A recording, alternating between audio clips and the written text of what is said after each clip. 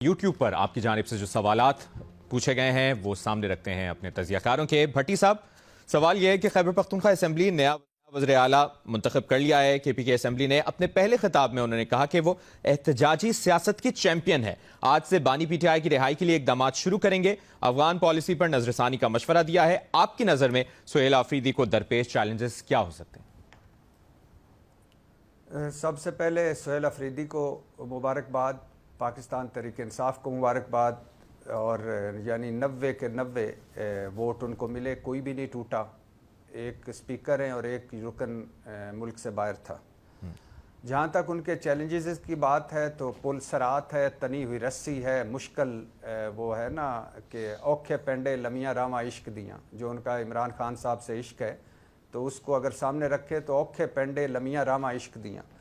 सबसे पहले तो जो चैलेंज है वो है वही है दहशतगर्दी के ख़िलाफ़ जंग, जिसमें रियासत और हुकूमत ऑल आउट जा रही है दहशतगर्दों के पीछे, और इमरान खान और PTI वाले समझते हैं कि हमें मुज़ाकरात से ये मामला हल करना चाहिए। गो के दोनों का रस्ते अलग-अलग हैं, एंड रिज़ल्ट अमन और दहशतगर्दी का ख़ात्मा है, लेकिन ये रस्ते अलग-अलग हैं।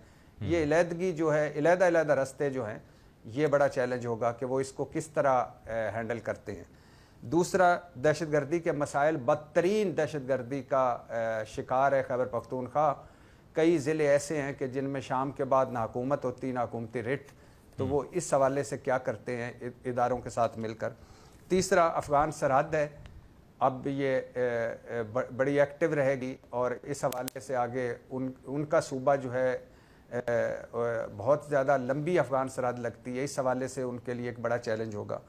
फिर गवर्नेंस परफॉर्मेंस के मसाइल हैं, वो खैबर पख्तूनख्वा में गवर्नेंस और परफॉर्मेंस बदतरीन रही है पिछले चंद सालों में, महमूद खान से लेकर यहाँ तक, तो उस पर उन्हें फोकस करना होगा। फिर PTI की बाहमी लड़ाइयाँ हैं, ग्रुप बंदियाँ हैं, उन PTI के वो जो ग्रुप हैं उनको वो कैसे साथ मिलाकर आगे चलते हैं, ये बड़ा चैलेंज होगा। फिर हुकूमत और रियासत से ताल्लुकात, और आखिरी दो हैं हुकूमत और रियासत से ताल्लुकात या वफाक से ताल्लुकात। सूबा वफाक के बिना नहीं चल सकता, वो कैसे चलाएंगे। और आखिरी, इमरान खान की तवक्कुआत और ग्राउंड रियलिटीज़, ये दो डिफरेंट चीज़ें हैं, इनको वो कैसे साथ लेकर चलते हैं। तो वही है कि औखे पेंडे लमियाँ रामा इश्क दियाँ। सही।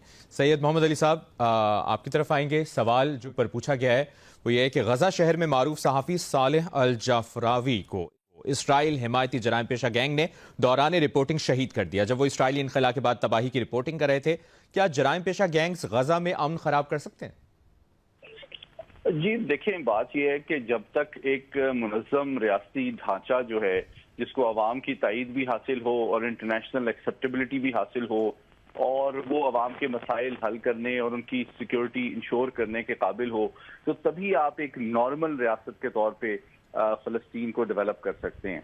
अभी तो 2 साल जो इतना ज़्यादा वहाँ तबाही हुई है, 70,000 के करीब शहादतें हुई हैं, तकरीबन लाखों लोग जो हैं बेघर हुए हैं, और रियासत नाम का तो वहाँ पे कोई सिर्फ थोड़ी सी सिफारती रिप्रेजेंटेशन के अलावा कोई अमल दखल आपको नजर नहीं आता।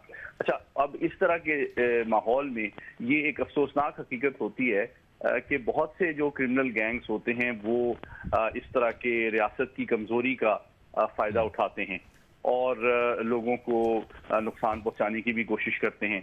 तो ये एक अफसोसनाक सूरत हाल है, लेकिन मैं समझता हूँ जिस तरह अक़वाम मुत्तहिदा के तहत अगर कोई इस तरह का निज़ाम कायम किया जाए जिसके ज़रिए से बतदरीज हम अमन के और जंगबंदी के बाद इस्तेहकाम की तरफ भी बढ़ें, और वो जो तमाम इदारे और इंस्टीट्यूशन जो कि एक नॉर्मल रियासत में दरकार होते हैं ताकि लोगों की जान माल और इज्जत का तहफ़्फ़ुज़ किया जा सके, मीडिया की आज़ादी इंश्योर की जा सके, उसकी जानिब पेशरफ्त हो सके, लेकिन ये इंटरनेशनल इंस्टीट्यूशंस की सपोर्ट और मौजूदा जो सूरत हाल है वहाँ की, उसके पेश नज़र उसके बगैर हो नहीं सकेगा।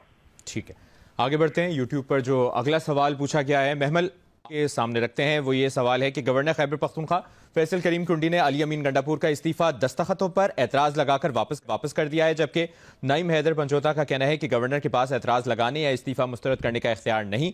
गवर्नर इस्तीफा मंजूर करने में आखिर ताखीर क्यों कर रहे हैं? देखिए, वैसे पहली तो चीज़ ये है कि एक्चुअली आप जितने भी वकला से बात करें وہ سب کے سب یہی کہتے ہیں کہ یہ جو گورنر صاحب نے کیا ہے یہ بالکل غلط کر رہے ہیں، اور آئینی طور پر ان کے پاس کوئی ایسا اختیار نہیں ہے کہ وہ اس طریقے سے تصدیق شدہ استعفیٰ جو ہے اس پہ اعتراض لگا کر جو ہے وہ واپس بھیج دیں۔ یہ بات جو ہے ریما عمر صاحبہ نے بھی کہا کہ یہ آئین کے بیسیکلی گورنر صاحب اس کے آئین کے لیٹر اور اسپرٹ کے خلاف کر رہے ہیں۔ منیب فاروق صاحب نے بھی اس طرح کی بات کی، باقی بھی آپ وکلاء سے بات کریں۔ اچھا، یہ آخر تاخیر ہو کیوں رہی ہے؟ میرے خیال میں یہ جو اس وقت ایک حربہ استعمال کر رہی ہے فیڈرل گورنمنٹ، وہ بیسکلی ہے کہ کسی طریقے سے، حالانکہ وہاں پر تو الیکشن بھی ہو گیا، وہاں پہ نئے چیف منسٹر جو ہیں وہ الیکٹ بھی ہو گئے، لیکن کہ کوئی اس پہ اعتراض اٹھا سکے، کل کو کوئی اس کو عدالت میں لے جائیں اس چیز کو اور اس کو ڈیلے کرنے کی کوشش کرے، میرے خیال میں یہ بالکل ایک غلط طریقہ ہے، یہ ایک ان ڈیموکریٹک چیز ہے۔ پی ٹی آئی نے اپنا جو ہے وزیر اعلیٰ انہوں نے نامزد کیا نیا، اور انہوں نے جو ہے اپنے نئے نامزد کردہ امیدوار کو انہوں نے الیکٹ بھی کیا ڈیموکریٹکلی۔ اس میں اگر کوئی ہرڈلز کریٹ کرنے کی جو کوشش کی جا رہی ہے، جو ہمیں نظر آ رہا ہے، تو یہ میں کہوں گی کہ it's against the constitution, it's against every right that you talk of. آپ کو اگر پی ٹی آئی کی کسی پالیسی سے مسئلہ ہے تو آپ اس کے اندر بھی میں کہوں گی کہ پولیٹیکلی انگیج کریں اور کوئی پولیٹیکل سولوشن ڈھونڈیں، نہ کہ یہ کہ آپ زور کے اس کے اوپر اور ان ڈیموکریٹک ہتھ کنڈوں کے ذریعے جو ہے آپ اس چیز کو روکنے کی کوشش کریں۔ صحیح، آگے بڑھتے ہیں۔ اگلا سوال جو سلیم صافی صاحب آپ کے سامنے رکھتے ہیں کہ سینیٹر رانا ثناء اللہ کا کہنا ہے کہ پاکستان نے فیصلہ کیا ہے جہاں سے دہشت گردی ہوگی وہاں کی کمینگاہ کو تباہ کر دیا جائے گا، اور افغانستان میں ایسے مقامات کو نشانہ بھی بنایا جا چکا ہے۔ آپ اس بیان کو کیسے دیکھتے ہیں؟ دیکھیے، یہ تو اسٹیٹ نے جو نئی پالیسی اختیار کی ہے اس کی وضاحت کی ہے انہوں نے۔ پرسوں آئی ایس پی آر کی جو اسٹیٹمنٹ تھی وہ یہی تھی کہ جدھر سے پاکستان کے اوپر اٹیک ہوگا تو پاکستان بھی وہ کسی جگہ پہ بھی ہو، سرحد پار بھی ہو، تو وہ ادھر کارروائی کرے گا۔ تو رانا ثناء اللہ صاحب نے بھی اس کی وضاحت کی ہے اور وہی بات دہرائی ہے، لیکن میرے خیال میں اس سے مسئلہ شاید حل نہ ہو، کیونکہ یہ سراغ لگانا کہ کس جگہ منصوبہ بندی ہوئی، کہاں سے لوگ آئے، افغانستان بھی کافی بڑا ملک ہے، وہ پہاڑوں پہ مشتمل ہے، اور پھر یہ ہے کہ جو اس طرح کی کارروائیاں ہوتی ہیں اس میں بعض اوقات بے گناہ لوگوں کو مرنے کا خدشہ ہوتا ہے۔ لیکن بہرحال اسٹیٹ حکومت پاکستان نے اپنی نئی پالیسی یہ بنا لی ہے جس کی رانا ثناء اللہ صاحب نے وضاحت کی ہے۔